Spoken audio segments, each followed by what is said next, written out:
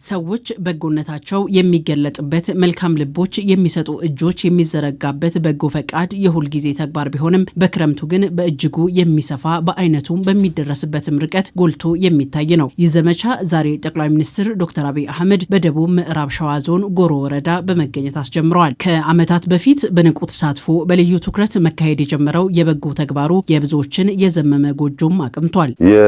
ክረምት በጎ ፍቃድ ስራዎቻችን ላለፉት ጥቂት ዓመታት ብዙ ውጤት አስገኝተዋል። የክረምት በጎ ፍቃድ ስንል የእጅ አጠር ሰዎችን ቤት እንጠግናለን፣ እናድሳለን፣ እንሰራለን። ሃውሲንግ ላይ የምንሰራው ስራ አንድ የክረምት በጎ ፍቃድ ስራችን ነው። ሀገር በቀል ዛፎችን እንተክላለን፣ ፍሩቶችን እንተክላለን። በአንዳንድ ቦታ ደግሞ ባህር ዛፎችን እንቀንሳለን። ይሄም የክረምት በጎ ፍቃድ ስራ አካላችን ነው። ከዚያ ውጭ የገጠር መንገዶች በእጅ የሚሰሩ ቀበሌን ከቀበሌ የሚያገናኙ ሰፈርን ከሰፈር የሚያገናኙ መለስተኛ ድልድዮች በህዝብ አቅም የሚገነቡ ይሰራሉ። ፋርማሲዎች ይገነባሉ። የሟለ ህጻናት ትምህርት ቤቶች ይገነባሉ። በእነዚህ ሁሉ ስራ ውስጥ በመንግስት በጀት የማይሸፈኑ ነገር ግን የማህበረሰቡን የዕለት ተዕለት ችግር የሚፈቱ በርካታ ውጤታማ ስራዎች ሲሰሩ ቆይተዋል። በዚህ ዘመቻ ላይ በገጠር የሚገኙ ዜጎችን ተጠቃሚ እንዲሆኑ ትኩረት መሰጠቱን ያነሱት ጠቅላይ ሚኒስትሩ ባለፈው ዓመት በማዕከላዊ ኢትዮጵያ ክልል እንደተደረገው ሁሉ ዛሬ ይፋ በተደረገበት አካባቢም የቤቶች ግንባታ የሚሰራ ይሆናል። የህብረተሰቡ ተሳትፎና ሌሎች ማህበራዊ አገልግሎት የሚሰጡም እንደሚከናወኑም አንስተዋል። አሁን ዘንድሮ ወሊሶ ላይ የኛ ቢሮ እዚህ ስፍራ ላይ መጠነኛ ቤቶች ይገነባል። ልክ አምና በማዕከላዊ ኢትዮጵያ እንደጀመርነው ስራ ማለት ነው። ታስታውሱ እንደሆነ ወልቂጤ ላይ፣ ስልጤ ወራቤ ላይ፣ ሀዲያ ላይ፣ ከምባታ ላይ ሰርተን ነበር። ያ ስራ ደግሞ ዞኑ፣ ክልሉ፣ ወረዳው ህዝቡ እያስፋፋው ቁጥሩ እያደገ የሚጨበጥ ውጤት እያመጣ ነው።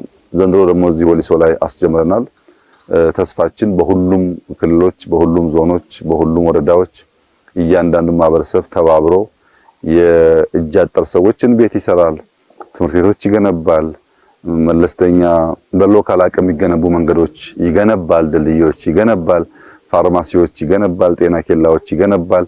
እነዚህ ስራዎች ተሰናስለው መንግስት በበጀት በእቅድ ከሚሰራቸው ጋር ሲደመሩ ነው የኢትዮጵያን ብልጽግና የሚያረጋግጡት። ሀገር የሚገነባው እድገትም የሚመጣውና የምንፈልገው ብልጽግና የሚረጋገጠው ሰዎች ተያይዘው በጋራ ሲቆሙ ነው ያሉት ጠቅላይ ሚኒስትሩ ባለፉት ጊዜያት የበጎ ተግባሮች ውስጥ የቅድመ መደበኛ ትምህርት ቤት ላይ የተሰሩ ስራዎችን ለአብነት አንስተዋል። ባለፉት 5-6 ዓመታት በሀገር ደረጃ 35000 መዋዕለ ህጻናት ተገንብተዋል።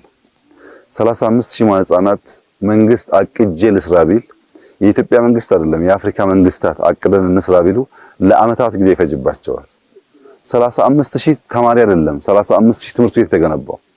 በዚህ ውስጥ ከ4 ሚሊዮን በላይ ህፃናት ዛሬ በሀገር ደረጃ በመዋዕለ ህጻናት ታቅፈው ትምህርት ይማራሉ። ከዚህ ቀደም መዋዕለ ህጻናት የማያውቁ ቅድመ አንደኛ ደረጃ ትምህርት ቤት ውስጥ ገብተው ታሪካቸውን፣ ባህላቸውን ተወሰነ ደረጃ ደግሞ ቤዚክ የሚባሉ የትምህርት ስርዓት አብሮ መዋልን ይማራሉ።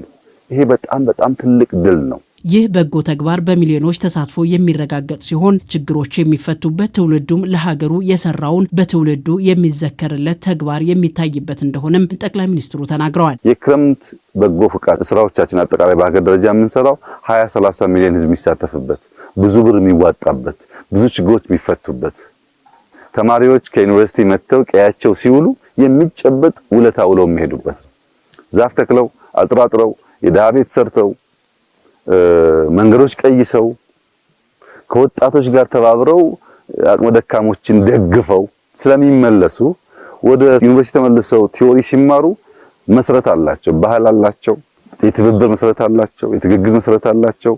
ቀያቸውን፣ ባህላቸውን፣ ታሪካቸውን ንቅል አይደሉም፣ ተነቅለው የተበጠሱ ሳይሆኑ ፋውንዴሽናቸው ላይ የቆሙ ናቸው። እንደዚህ ያለው እድገት ነው ሙሉ እድገት የሚሆነው። የተነቀለ እድገት ከማህበረሰቡ የወጣ እድገት ዋጋ የለውም። ቀየውን ያወቀ የሽማግሌዎችን ተረት ያወቀ የሽማግሌዎችን ምርቃት ያከበረ ሽማግሌዎች የደገፈ እዚህ የጎደለውን ደግሞ ዩኒቨርሲቲ ሄዶ የተማረ ሰው ሙሉ ሰው ነው። ያኔ ለሀገር የሚጠቅም ለሀገር የሚበጅ ዝም ብሎ የሚያወራ ብቻ ሳይሆን በተጨባጭ የሚሰራ ይሆናል። በጎ ፈቃድ ለግለሰቡ ከሚሰጠው የልብ እርካታ ባለፈ ጠንካራ ትስስርም በማህበረሰቡ ውስጥ የሚያጠናክር በመሆኑ ሁሉም በዚህ ዘመቻ እንዲሳተፍ ጠቅላይ ሚኒስትር አብይ አህመድ ጥሪ አቅርበዋል። የክረምት በጎ ፈቃድ ስራዎቻችን ከበጀት በላይ ናቸው፣ ከልማት በላይ ናቸው። የሚያስተሳስሩ፣ የሚያስተባብሩ፣ የሚያዋህዱ፣ የሚያስተዋውቁ በመልካምነት በሰፈራችን በመንደራችን ቁም ነገር ሰርተን እንድናልፍ የሚያስችሉ ስለሆነ ወጣቶች ጉልበት ያላቸው ልጆች እንደ ታላቅ የክብር ስራ መውሰድ አለባቸው። መትከልንም፣ ቤት መጠገንም፣ አጥር መጠገንም፣ እርሻ ማገዝንም። አዛውንቶች ደግሞ በዛ ውስጥ ባህልን፣ ቋንቋን ማስተማር፣ ተረትን ማስተማር፣ ጸሎትን ማስተማር፣ መሬት መርገጥን፣ አፈር መንካትን ወደ ሰማይ ሲያንጋጥጡ ለምስጋና እንዲሆን ደግሞ ማስተማር ያስፈልጋል። ያ በሚሆንበት ሰዓት ሙሉ ቅርጽ ያላት የምትናበብ ቁም ነገር የምትሰራ ለራሷ የምትበቃ ለሰፈሯ የምትተርፍ በሀገር ስመጥር የሆነች ኢትዮጵያን መገንባት ያስችላል።